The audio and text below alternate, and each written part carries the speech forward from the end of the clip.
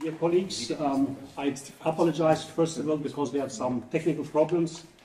I'm really very pleased that after 2 years of the pandemic and our last symposium held in Kosovo, we can again continue with nephrological exchange between Heidelberg and Balkan countries.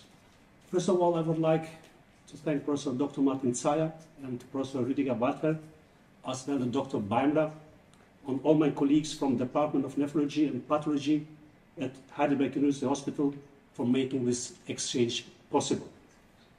I would also like to welcome Dr. Vjollca Godanci, the President of the Kosovo Nephrological Society, and thank you very much for the local support. I'm very happy that in addition to colleagues from Kosovo, many colleagues from countries in the Balkans such as Albania, Macedonia, Croatia, Montenegro, Turkey and Bosnia are participating today. I'm sure that this exchange will bring a huge benefit for treating of patients in these countries. A big thanks also to Nora Winter for technical support. We have 3 very interesting clinical cases today. Dr. Beimler will first present the clinical course and symptoms of patients, and after that Professor Walter will present the histological finding to us. There will be the time for question at the end, and you have possibility to put the question in the chat room. So I'm looking forward for dynamic exchange, and now I will pass over to my colleague, Dr. Let's start first. To Dr. Moon first. Maybe I want just to greet our colleagues in Albania. Pra kolegë të nderuar, ju falenderoj për pjesëmarrjen sot në këtë kongres, në këtë simpozium vogël mes Heidelbergut dhe Shtetet Ballkanike. Kam 10 veçantë që pas kohës pandemisë dhe simpoziumit të fundit që kemi marrë në Kosovë, me vazhdu këtë bashkëpunim shumë të mirë mes Universitetit Heidelberg dhe Shtetet Ballkanike. Është deri veçantë që sot kemi edhe disa shtete tjera pjesëmarrëse në këtë eveniment që do rrisin bashkëpunimin mes nesh. Është deri veçantë që sot edhe Dr. Vjollca Godanci është pjesëmarrëse si presidenti i Shoqatës së Nephrologjisë të Kosovë. E falenderoj për pjesëmarrjen dhe organizimin lokal që ka bërë atje. Dhe maybe in Croatian, I samo hteo da pozdravim kolege iz Hrvatske i Crne Gore, Bosne i Macedonie, što oni danas bude u našem konferenciju između Heidelberga i Balkan. Mislim da to će biti veoma dobro. Hvala što ste danas sa nama ovdje u ovoj konferenciji. I will now give to colleague Dr. Moon. Can you just change to my computer? Okay, warm welcome from my side. I just want to start with the first slides because we're a bit late. So the first case we present here is a case of a patient within the 3rd decade of his life with known or first diagnosed lupus 5 years ago, and he had the typical symptoms of joint pain, elevated antibodies against nuclear antibodies, double-stranded DA antibodies. And so the first initial treatment was a combination of steroids, MMF and tacrolimus. And thereafter, the patient developed within the next couple of years a nephrotic proteinuria, roughly about 8 grams a day, and was diagnosed as lupus nephritis-class 5. Therefore, he received 6 doses of cyclophosphamide. And after that, he was quite stable, had a partial remission. So under this remission, he was under drugs of chloroquine, MMF, ramipril, and a low-dose steroid. After that, within the last years, there was a worsening of his kidney function. The proteinuria rose from about 2 to 8.6 grams a day. There was an increase of the creatinine level to 1.4 with typical nephritic sediment and consumption of his complement factors, as well as a rise of this double-stranded DSA antibodies. So all the clinical signs for renal flare were given. Therefore, we repeated the kidney biopsy, and I just want to give the talk to Dr. Schwab from the pathology department. Okay, thank you. Can you just change the other computer? Okay. In this PAS-stained overview, we see 3 glomeruli with 2 different pathologic patterns. The 2 glomeruli at the top show endocapillary hypercellularity with occlusion of the capillary lumina compared to the third by infiltrating leukocytes and proliferation of the endothelial cells, and as well extracapillary proliferation, the so-called crescents, defined as more than 2 cell layers occupying at least 10% of the circumference. The third glomerulus, on the other hand, doesn't show endocapillary nor extracapillary proliferation, but thickened capillary loops here compared to the basement membranes of the adjacent tubules. Next slide. In higher magnification of another glomerulus, we see again in the trichrome stain the endocapillary hypercellularity, at least segmentally, and these capillary loops again with thickened basement membranes. Another glomerulus with all 3 patterns at once, the endocapillary hypercellularity, the thickened capillary loops, and the extracapillary proliferation, a cellular crescent. Another glomerulus in PAS staining shows a fibrocellular crescent, at least initial segmental sclerosis, and again endocapillary hypercellularity.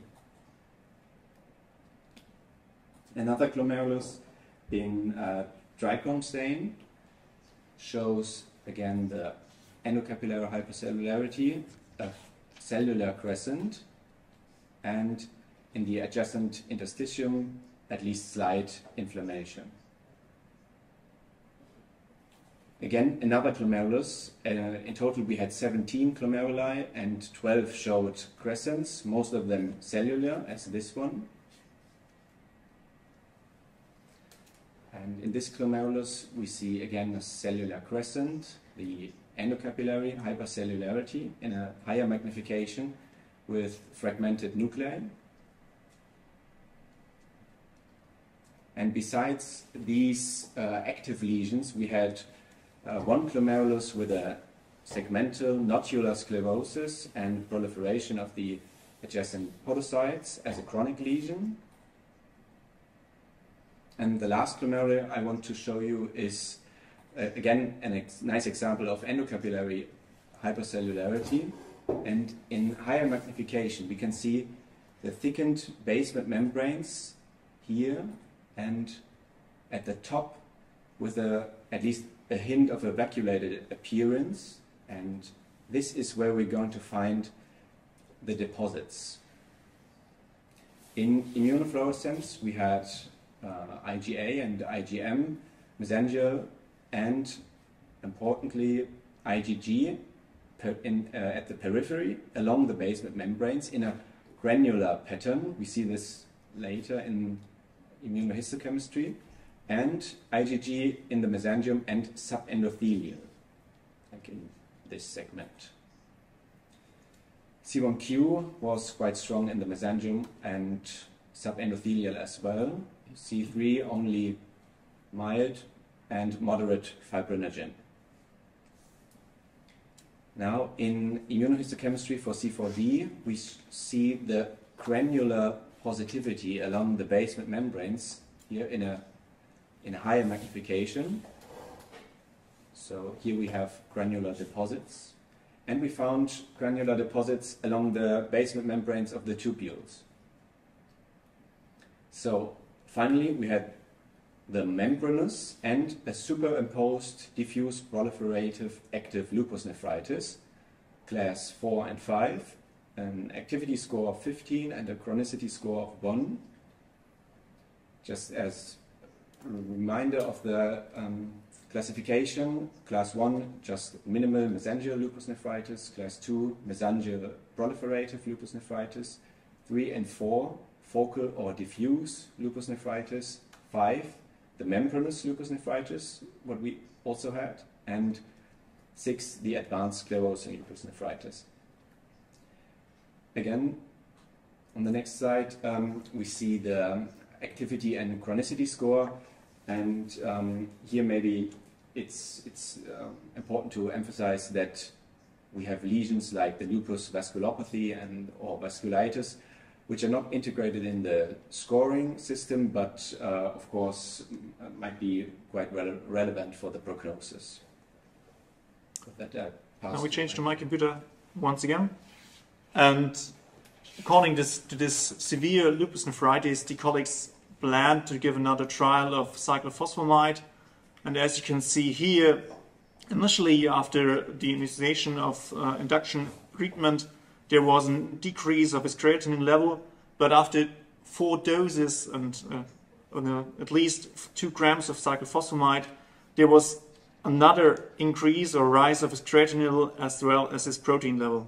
So the colleagues had to decide what to do right now, and they decided to rise the dose of cyclophosphamide according to the NIH protocol, giving him 1.3 grams per dose, and with the aim to give him 6 doses. After that, the patient was quite stable, as you can see here, looking at the curve of proteinuria, which was decreased to almost 0.3 grams a day and a quite stable creatinine level. But despite this intensive immunosuppression, there was still some lupus activity because the patient had to go to the emergency unit of another hospital due to hematosis, and the colleagues have seen that there was a diffuse pulmonary bleeding, and this was seen as lupus activity, so there was another steroid pulse treatment, and the dose of MMF was raised again to 3 grams a day. And now the question, what can we do, or what can we offer our patient as a next step? And therefore I will just show you the new guidelines or some slides of the guidelines from KDIGO. And as you all know, the mainstays are still steroids with a pulse of 250 to 500 grams a day.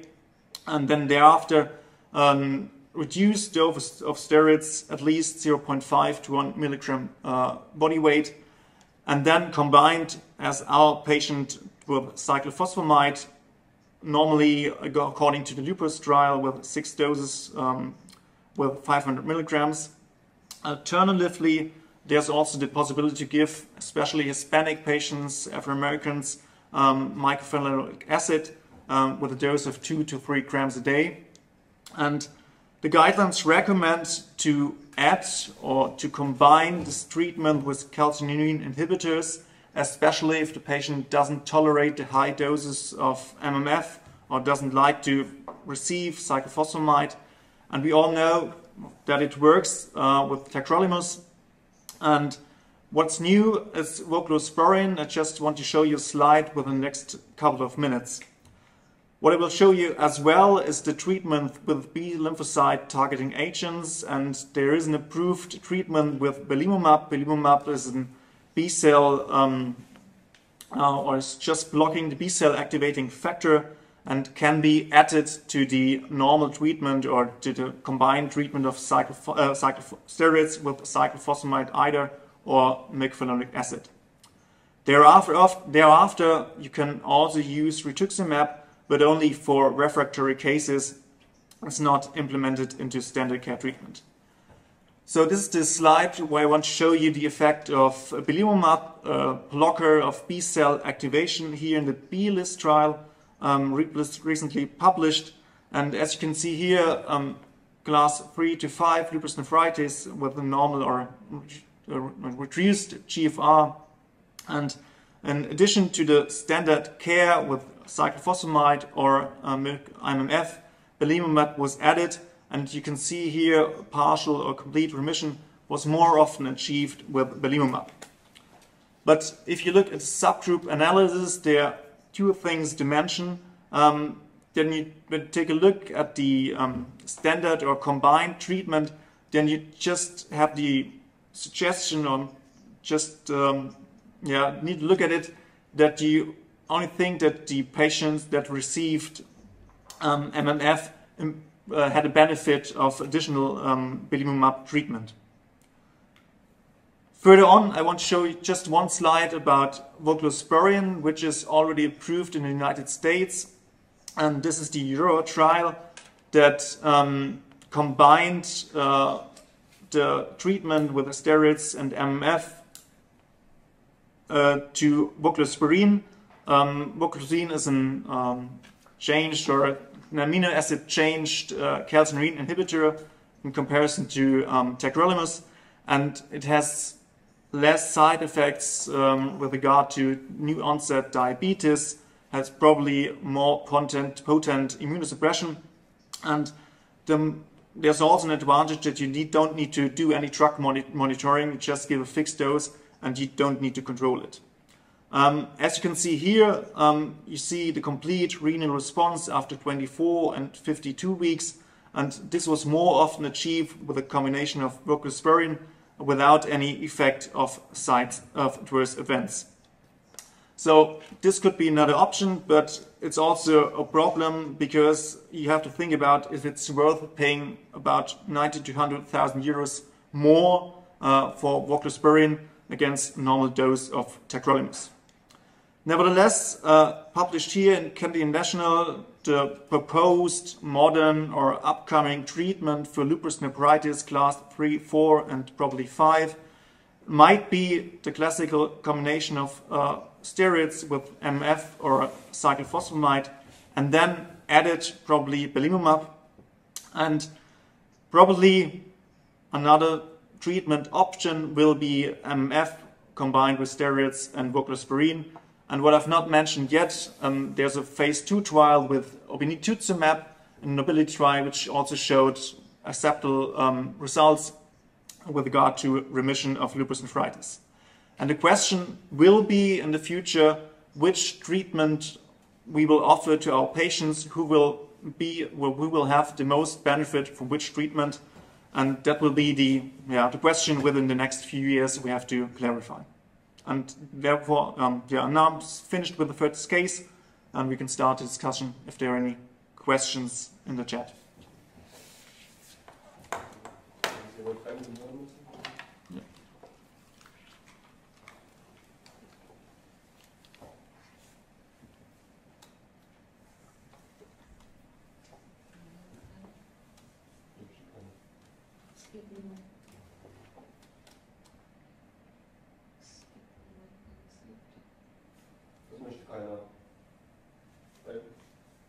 Chat sehen Sie, weiß ich auch, das ist auch mehr.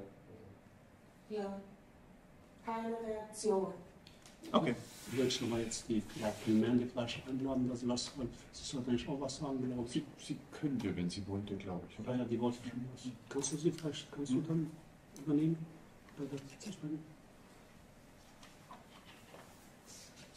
So you just can feel free to ask questions, to participate in discussion if you want.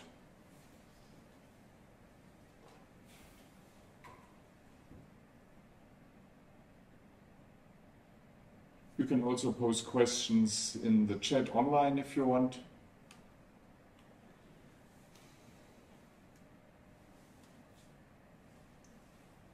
So if there are no special questions for the first case, we will proceed to the second case, I think. All right.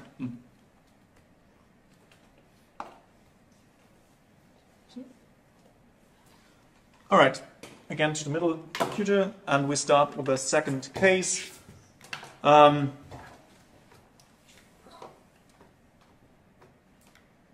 right.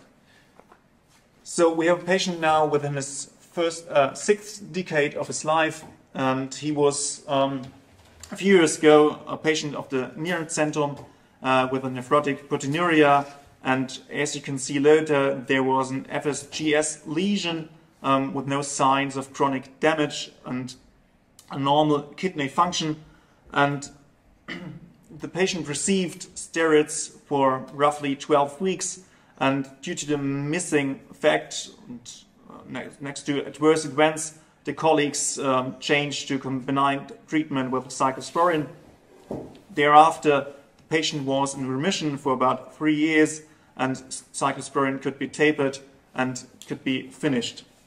Thereafter, and after 3 years, there was another relapse So the colleagues started once again cyclosporin, but despite this success a few years ago, there was an increase of proteinuria level. So the patient had another visit at the Nierenzentrum, and we decided once again to do a kidney biopsy for the nephrotic syndrome. And just to give you one slide, there was still a normal kidney function with a creatinine level of 0.9, and the proteinuria was about roughly 6 grams a day. Yeah. All right. And Professor Vjollca will now continue with the pathology. First of all, greetings to all colleagues, all nephrologists, and maybe also pathologists. We had 2 biopsies from this patient, and I'll show you the first biopsy 4 years ago, which contained about 24 glomeruli. All these glomeruli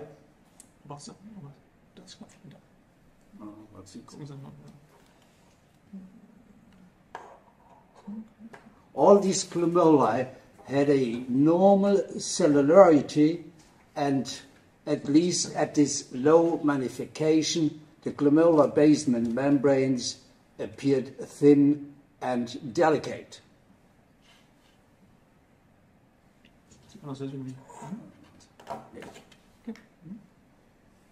This shows the PAS reaction. You see a regular mesangium, no hypercellularity, and regular basement membranes in all these capillary loops. At higher magnification in the trichrome stain, the same picture, no hypercellularity, no evidence of any deposits, at least on light microscopy. This shows a glomerulus with the vascular pole, also the thin and delicate glomerular basement membranes with no evidence of inflammation or segmental lesion, at least in this glomerulus. Well, another glomerulus showing at least a normal cellularity and normal capillary loops. In one of these 24 glomeruli, there was on the serial sections, there was a small segmental lesion, as you can see here, with an increase in mesangial ground substance or extracellular matrix. And on the next sections, you can see that there's an adhesion of these partly sclerosed capillary loops,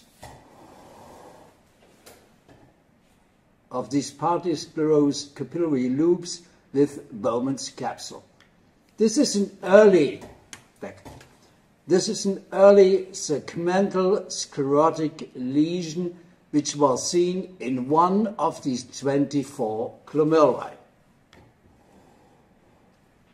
Tubules were almost normal. In the interstitium, no relevant interstitial inflammation, and there was only a very small focus of some atrophic tubules with thickened tubular basement membranes. The immunohistology was negative at that time,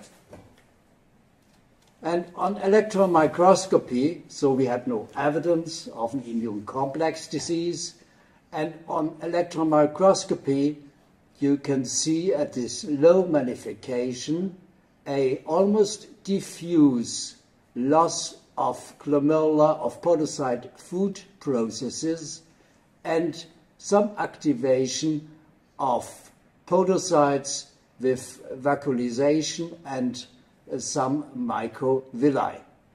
Next, this is a higher magnification. On the right, mesangium, no deposits, and on the left, a capillary loop with partial loss of food processes and a normal basement membranes. So we diagnosed at that time, 3 to 4 years ago, an early stage of focal segmental glomerulosclerosis with one sclerotic lesion out of 24 glomeruli. This shows the second biopsy 4 years later. Also several glomeruli with normal cellularity, no inflammation. Next. And on higher magnification, you can see that the mesangial areas are of regular width and there is no increase of mesangial cells. The PAS section showing the same morphological picture, regular glomerular basement membranes, and once again such a glomerulus. Next. But now on immunohistology, we saw a classical immune complex deposition. You can see particularly in the peripheral capillary loops, these granular and sometimes confluent, in a pseudolinear way, confluent deposits along the glomerular basement membranes. Next slide. This was IgG. Other components were not present of a significant quantity. This shows a C4D reaction, which demonstrates, as you have already seen in the IgG immunofluorescence, on immunohistochemistry, finely granular deposits of IgG along C4D along glomerular basement membranes. Once again, the finely granular deposits of C4D along glomerular basement membranes.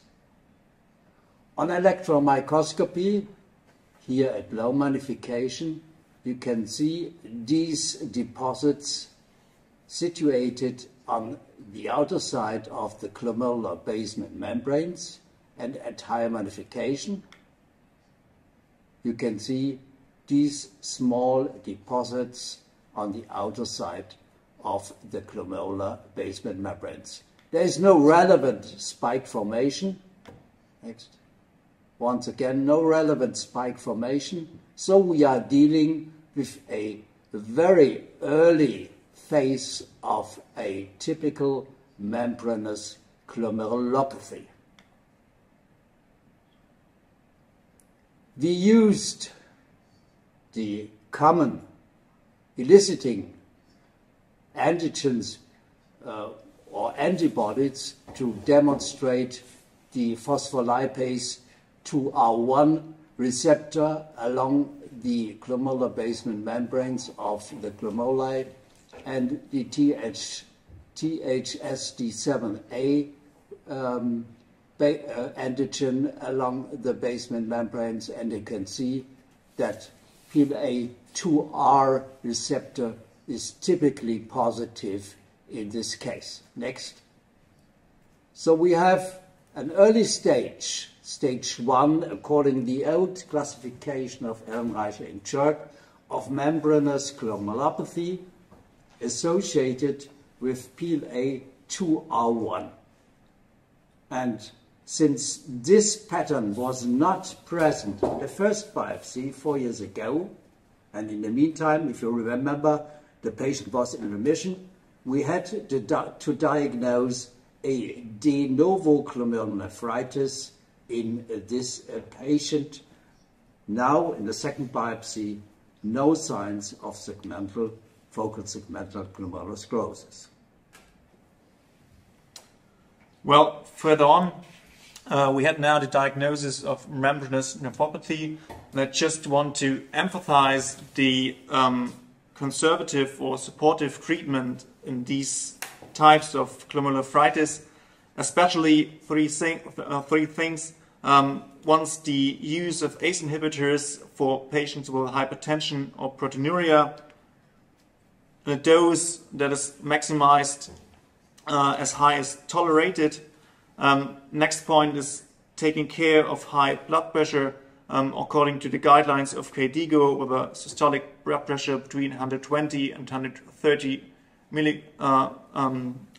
between 120 and 130, and as well as lifestyle modifications with a restrictive diet with regard to sodium intake, to normalize the body weight and to stop smoking.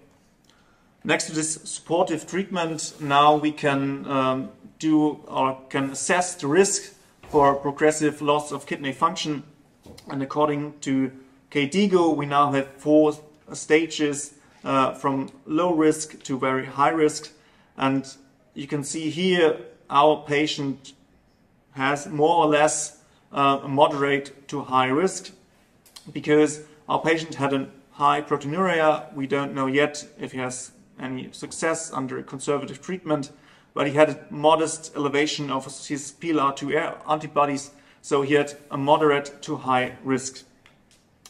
And now on, I will show you some slides about the according treatment, especially to compare the different treatments with each other.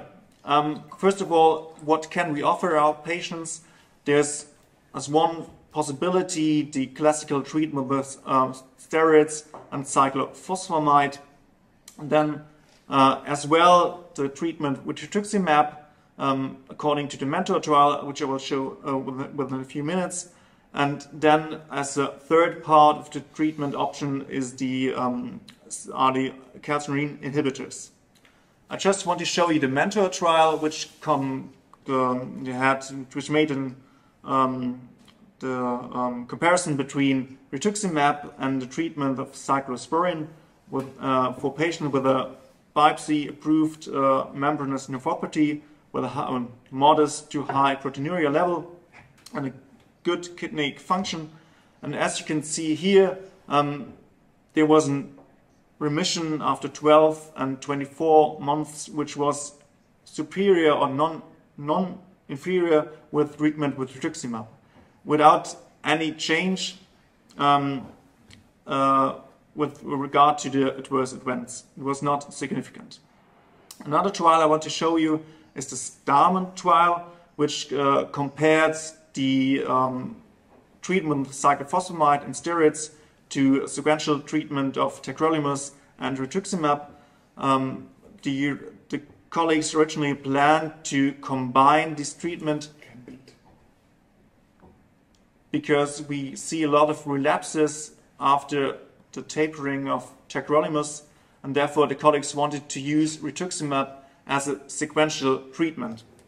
And as you can see here, for the remission, partial or complete remission after 2 years, you can see that the endpoint was more often achieved within the treatment with cyclophosphamide and steroids, as well as with depletion of the PLR2R antibodies. And as you can see here, there was a non-significant difference with regard to the relapse rate.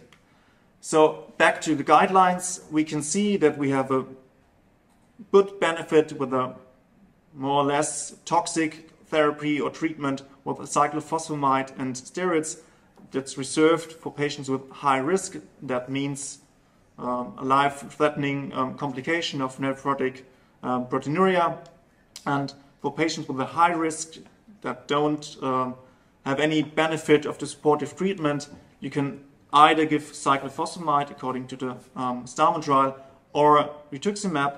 Alternatively, the combination of calcineurin inhibitors with low-dose steroids, as seen in the Mentor trial, but this was less effective than Rituximab. And for the moderate risk, you can just wait and see if the patient has any benefit of the conservative treatment, and if not, you can just use the treatments I've mentioned yet. So what was the case for our patient? He had an elevated level of PLR2R antibodies, and he didn't have any benefit of this conservative treatment. So he received, once again, low-dose steroids combined with calcineurin inhibitors, and then he had a partial remission, at least for the next couple of years or months, and a stable kidney function. And that's the last slide of my talk, and now we can just open the discussion. So we are still waiting for questions. If not, I will invite maybe Dr. Vjollca Godanci Kelmenti, the president of Society of Nephrology in Kosovo, to say some words. Profesor Vjollca Godanci, kurator shos nefrologën në Kosovë, që do të thot disa fjalë përshëndetje before we go ahead.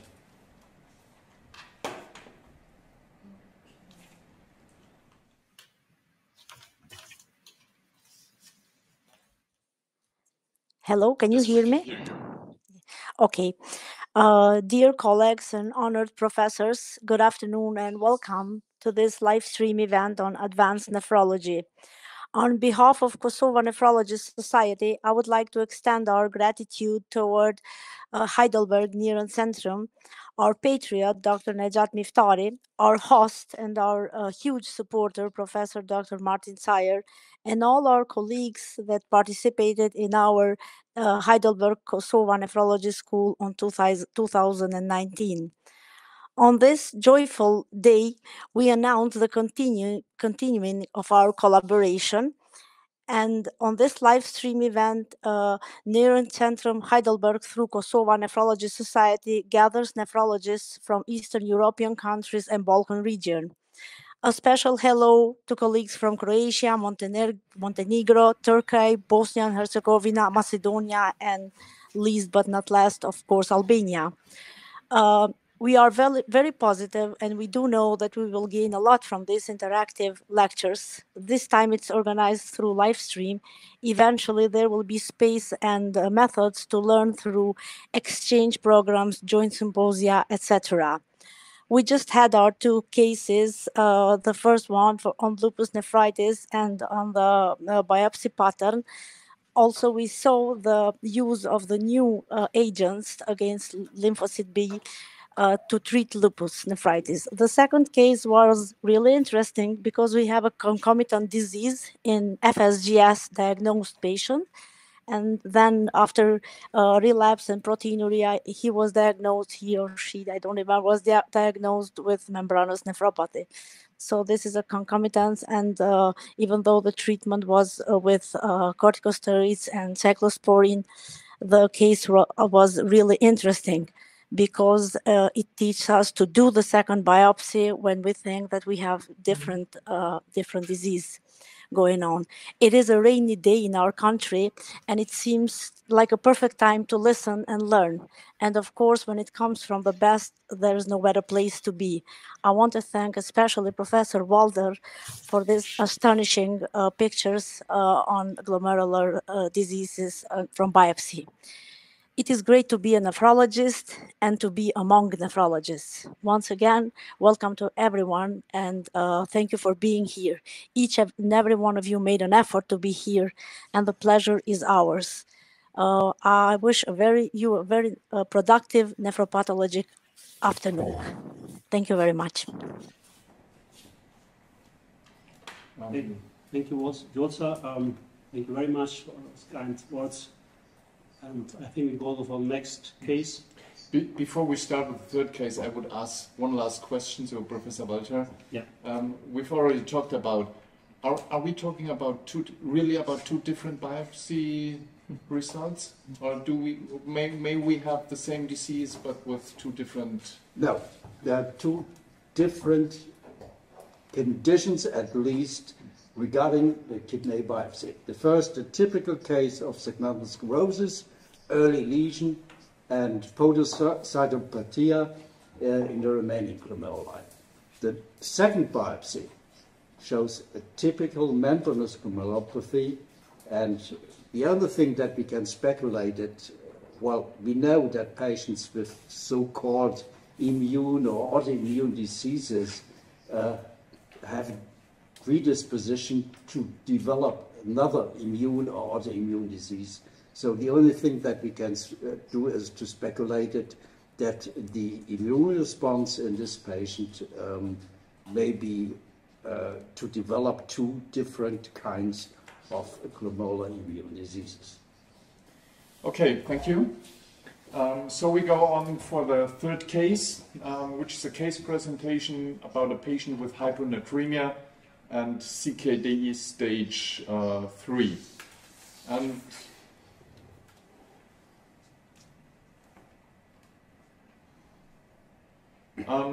when we have seen this patient for the first time, the first presentation in Heidelberg, we've seen a patient with a symptomatic hyponatremia, about 120 millimole per liter. We had renal failure, which was expected to be acute and chronic, with a creatinine of 2.2 at the initial presentation and a corresponding eGFR of about 30 milliliters per minute. The hyponatremia was thought to be associated with GI loss, with diarrhea, with a differential diagnosis of diuretics. We had a serum sodium of 120 millimole per liter, osmolarity of the blood of 249, osmolarity of the urine of 161, and a urinary natrium in the spontaneous urine of 21 millimole per liter, together with a clinical stage of hypovolemia. The patient presented with a hemoglobin of 8.2 milligrams per liter. The patient was anemic, and the otherwise the routine laboratory was inconspicuous. And the stool diagnostic, together with the diarrhea, was inconspicuous too. The case history of the patient included in 2020 arterial hypertension with, at that time point, normal kidney function. The patient reported a month ago about light edema of the feet. We had peripheral polyneuropathy. In the same time area, we had paresthesia of the left hand, and we had microhematuria, which was seen by an external urologist without other suspicious findings. Then the patient, half a year later, with no development of other signs, was admitted at an external hospital at the cardiology department with cardiac decompensation. At that time point, he had acute renal failure with a creatinine of 1.2 milligram per deciliter and nephrotic proteinuria, which was seen for the first time. The patient was seen by a nephrologist with nephritic sediment, urinary sediment with normochromic normocytic anemia, and then this time point the coloscopy was done with non-specific colitis to the left flexure, and the rest of the diagnostic, especially the serological diagnostic, was conspicuous, and the first kidney biopsy due to the acute renal failure and the nephrotic proteinuria was done.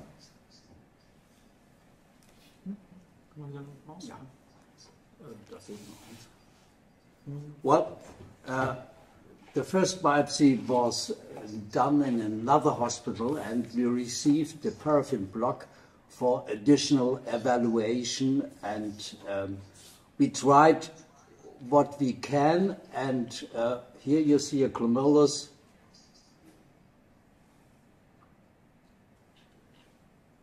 with mild mesangial expansion and increase in mesangial matrix.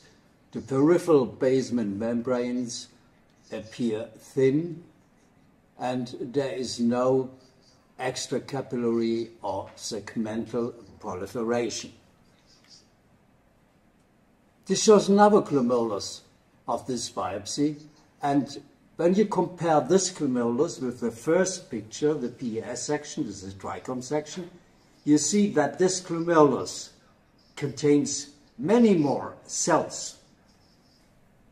There is not only a mesangial expansion, but also the peripheral capillary loops are partly obliterated by activated endothelial cells and probably some inflammatory cells, particularly monocytes.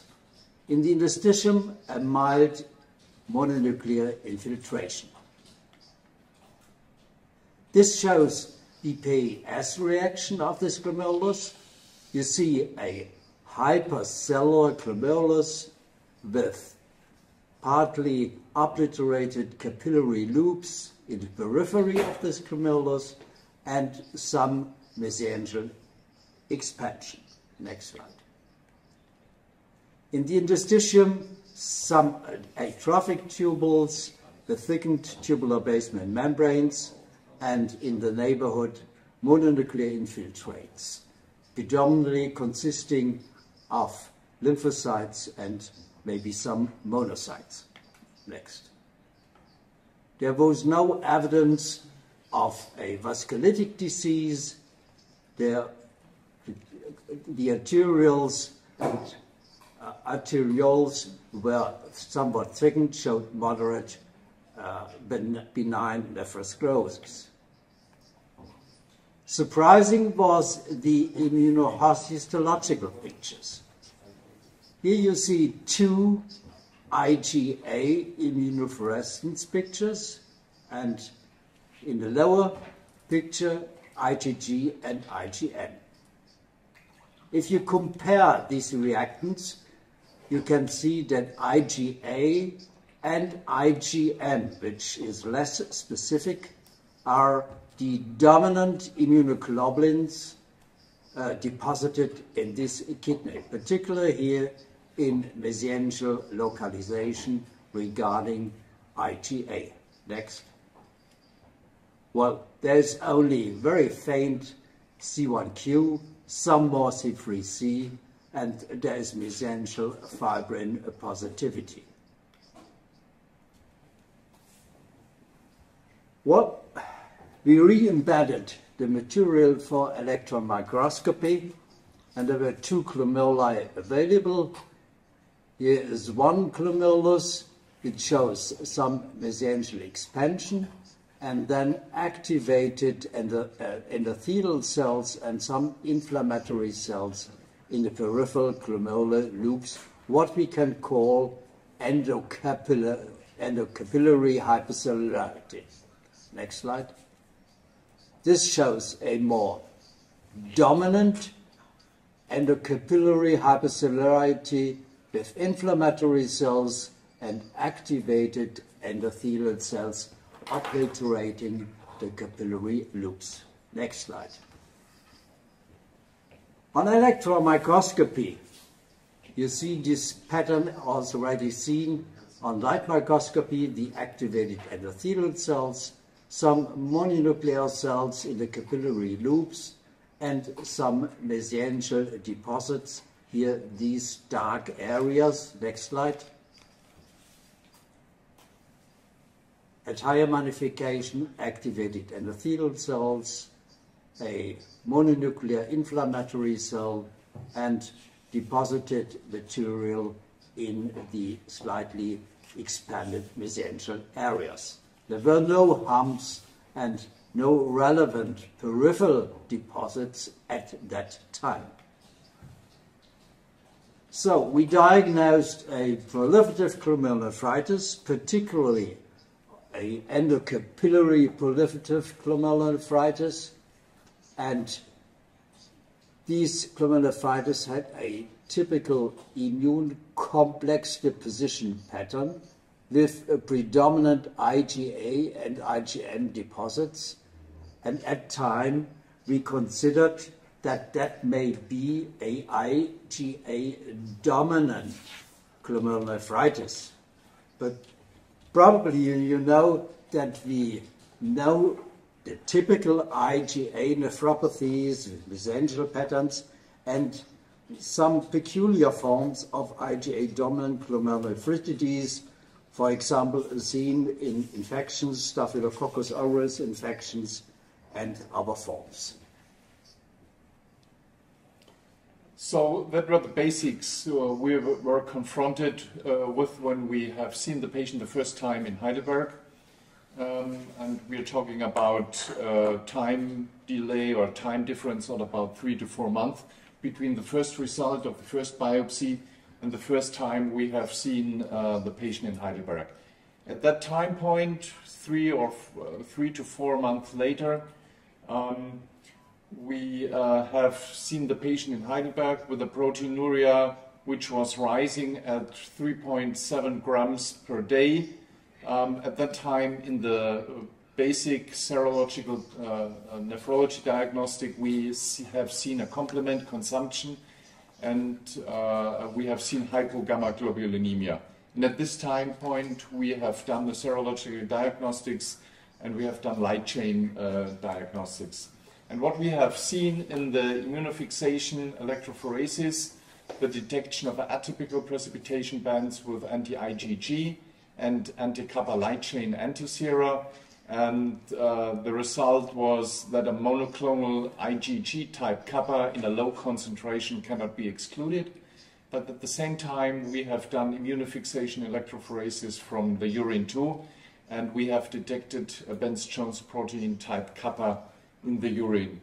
So the differential diagnosis at that time point was that there might be any type of kidney disease together with detected light chains.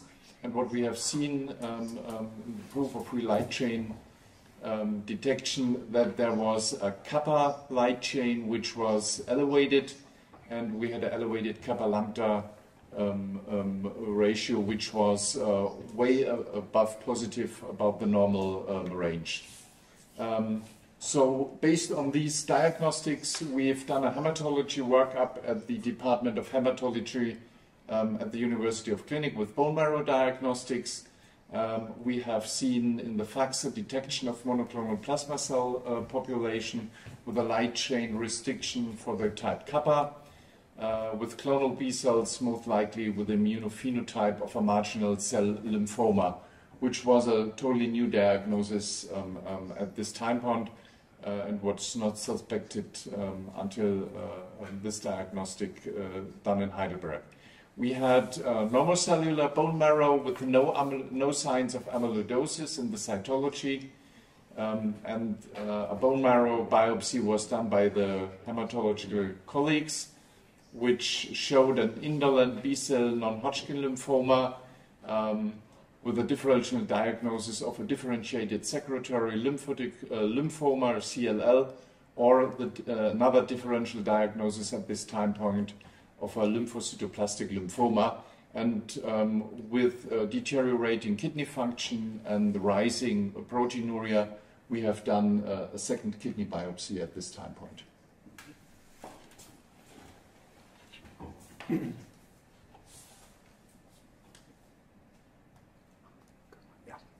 Well, this shows a representative picture of the second biopsy done about 4 months after the first biopsy, which had been performed in outside hospital.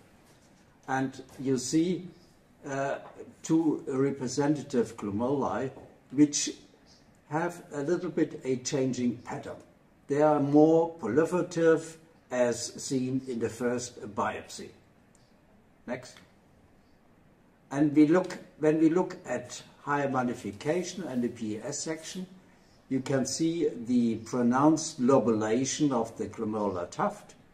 There is still seen some endocapillary hypercellularity with partial obliteration of the capillary loops, and there can be seen the mesangial expansion, for example here, with an increase in matrix and mesangial cells.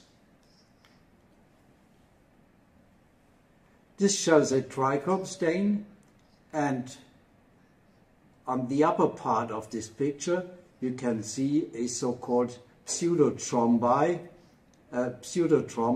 here and a small thrombus in the neighborhood. Next.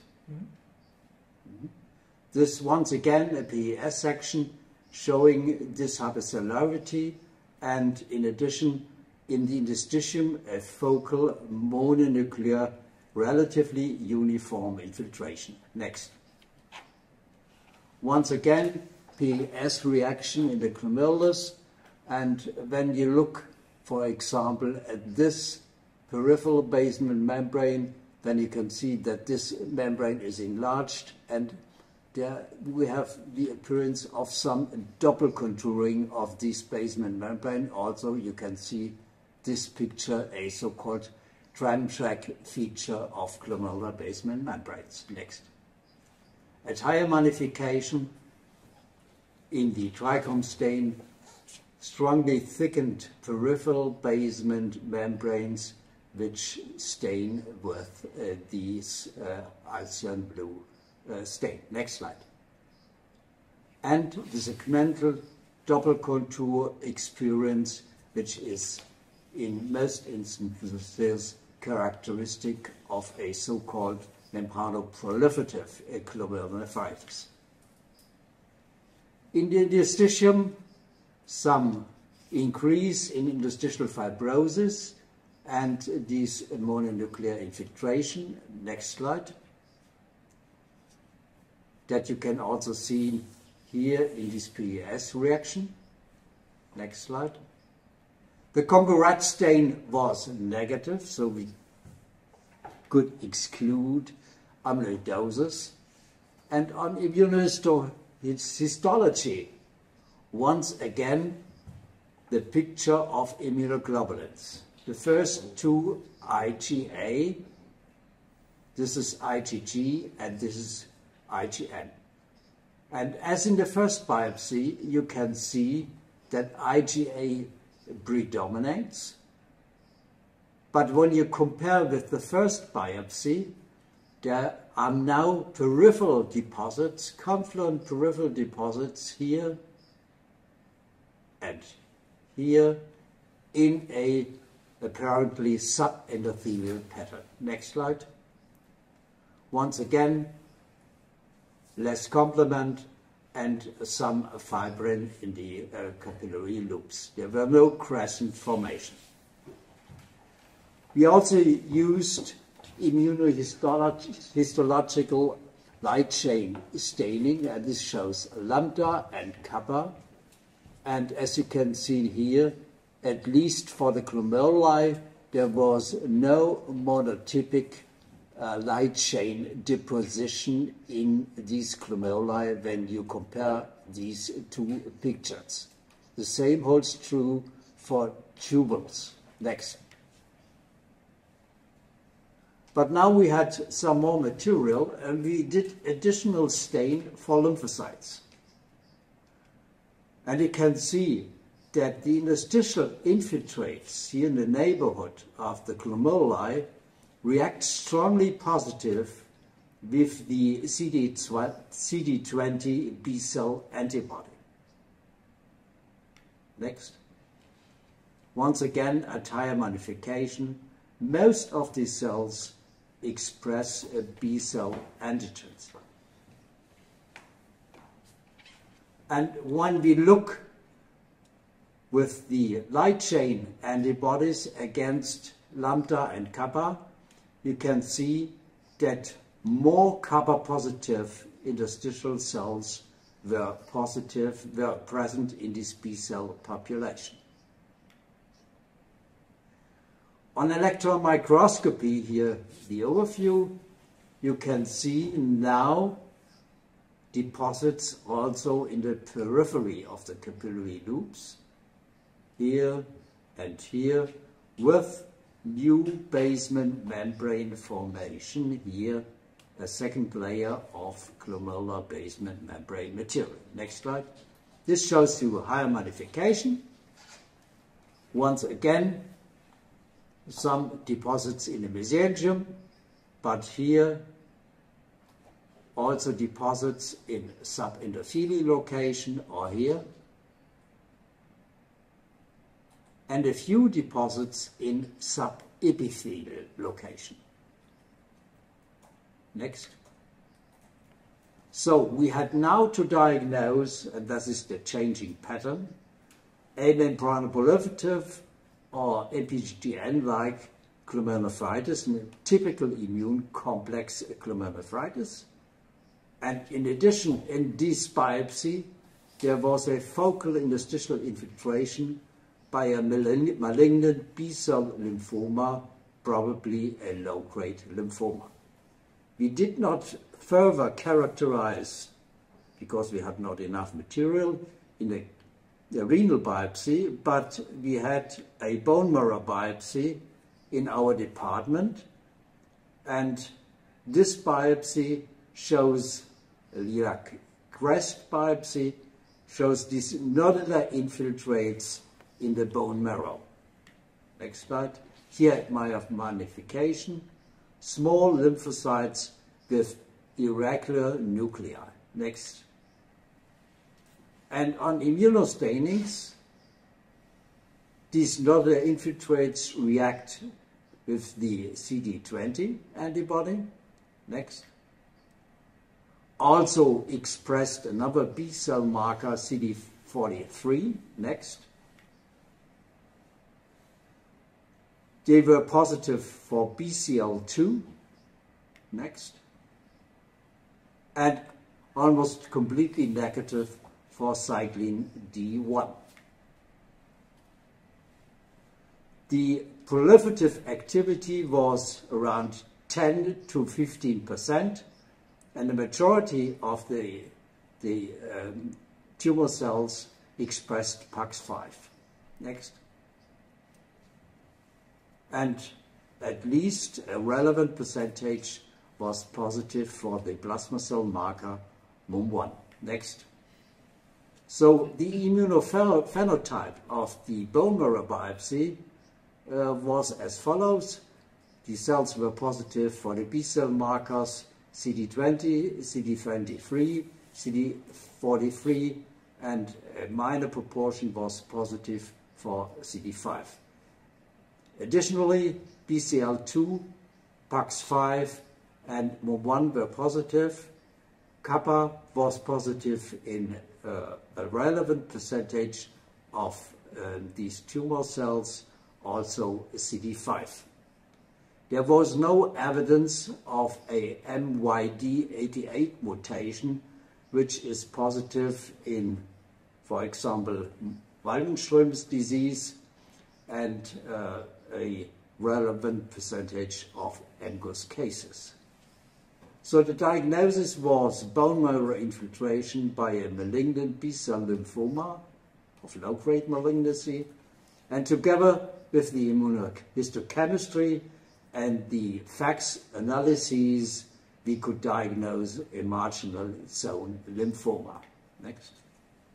So the final diagnosis was malignant B-cell lymphoma, a marginal zone cell lymphoma with focal infiltration of the kidney, and additionally a proliferative glomerulonephritis of the membranoproliferative type. And we had to discuss, in this case, a paraneoplastic immune complex glomerulonephritis, which is seen occasionally in such cases with malignant lymphoma. Okay, thank you. So we will proceed with our clinical case. So what happened to our patient after the second renal biopsy? At this time, we had a quite stable creatinine around 2.5 milligrams per deciliter. We had, as I already told you, a slow increase in proteinuria to a value of about 5 to 5.5 grams per day. So one of the questions concerning the kidney biopsy for us and our hematologists was, are we talking about monoclonal gammopathy of renal significance, which is something we've seen more and more in the last years due to the fact that more and more patients with light chain diseases are having renal biopsy, and we have seen the diagnosis of immune complex mediated glomerulonephritis with an MPGN-like pattern. So what was the follow-up of the hematology department?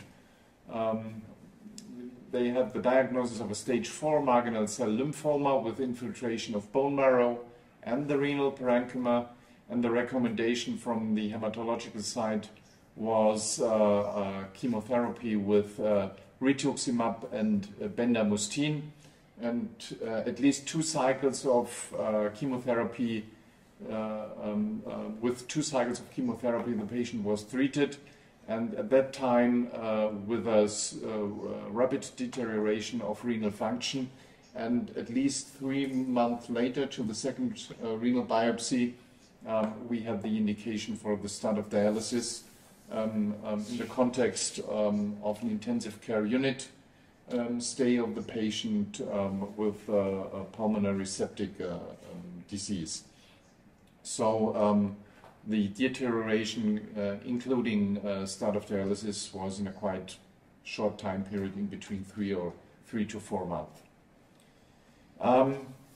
If we are going in the literature and looking for cases of kidney involvement in lymphoma disease, we see that in some autopsy studies we had quite a large proportion of patients with a direct lymphoma infiltration, in up to 30%, but with clinical signs in only about 10 to 15%.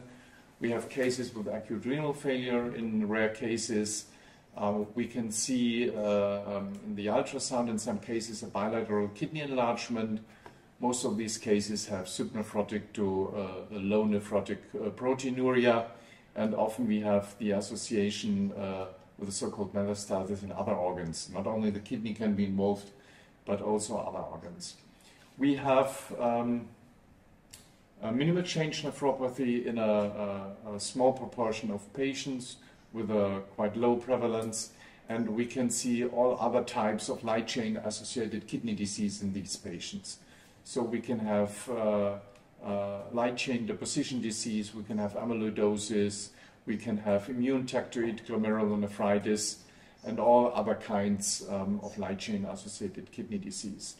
We can see membranous glomerulonephritis, or as in our patient, glomerulonephritis from the MPGN type in these patients, and we can see MPGN as a paraneoplastic phenomenon in these patients. If we go in the literature, we have a nice article here about kidney involvement in leukemia and lymphoma. We can find all types of MPGN and other proliferative type of glomerulonephritis in these patients. If we look especially at CLL, or non-Hodgkin lymphoma, and glomerular disease, we can see that we have a common infiltration in autopsy studies, but most of these cases are rarely clinically apparent. We have MPGN in 30 to 35% of these patients concerning CLL and non-Hodgkin lymphoma. So this is something we can see if we do a renal biopsy. These cases have been or are still rare in our clinical day work, but we see more and more patients with light chain associated kidney disease, because more and more of these patients are processed to the kidney biopsy. So our hematologists have learned that the kidney involvement can be to very, very different types. And you all know about the classification of MGRS, of monoclonal gammopathy of renal significance, based on the ultrastructural findings of monoclonal deposits in the kidney. So you can see amyloidosis, you can see cryoglobulinemic glomerulonephritis, you can see light chain proximal tubulopathy with crystals, you can see crystalloglobulinemia, and other miscellaneous things in the kidney. But you only can put the diagnosis if you do a kidney biopsy. So I think this is one of the most important things. We have seen in the cases before that sometimes a second biopsy can be diagnostic, and you should do biopsies even in patients where the mean diagnosis is already done by another biopsy of another organ. The third case is open for discussion. We would be happy if you discuss the patient with us online, and we are waiting for your questions.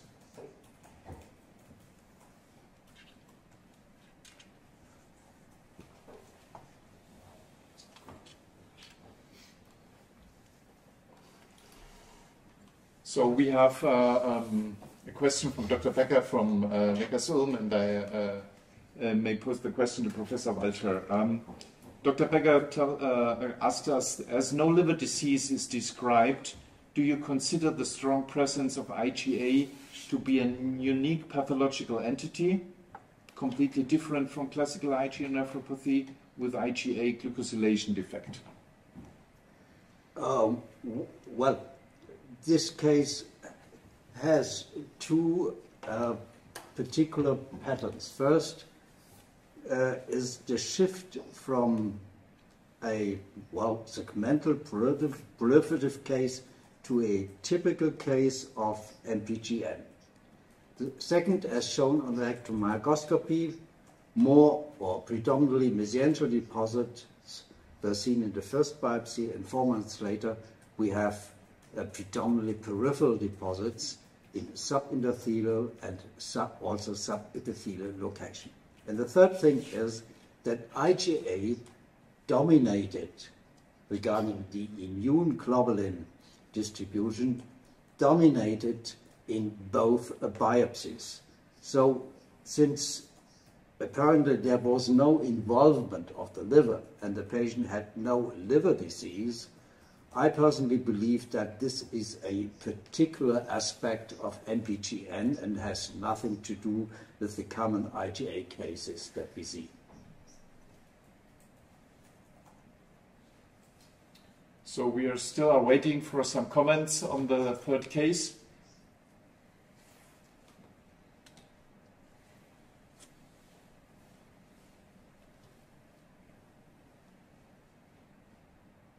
Okay, if there are no further questions, we thank you for your participation in our case reports, and maybe we have some closing remarks from Dr. Miftari. So thank you very much. I want to thank again Professor Vjollca and Dr. Heiko Mund, Dr. Johannes Balz, and Jörg Weimler for this afternoon. So we plan again the next conference will be maybe at the end of September or Anfang October. So we will decide the date, which is the best one, and communicate again. So I want to thank really for this wonderful cases, and it was from my side. So, Dr. Mund, you have? No, I've just looked if there's another question. But yeah. Professor Walter? No, thanks.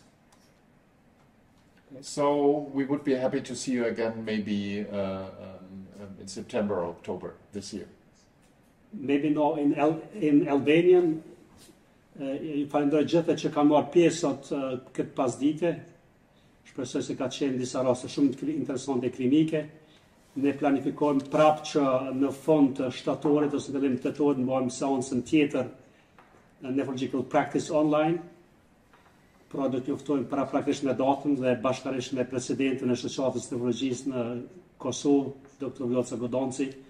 Shpresoj që bashkërisht do luajmë një rol shumë të mirë për zhvillimin e nefrologjisë në Kosovë dhe në Ballkan. Okay. Thank you. Bye bye.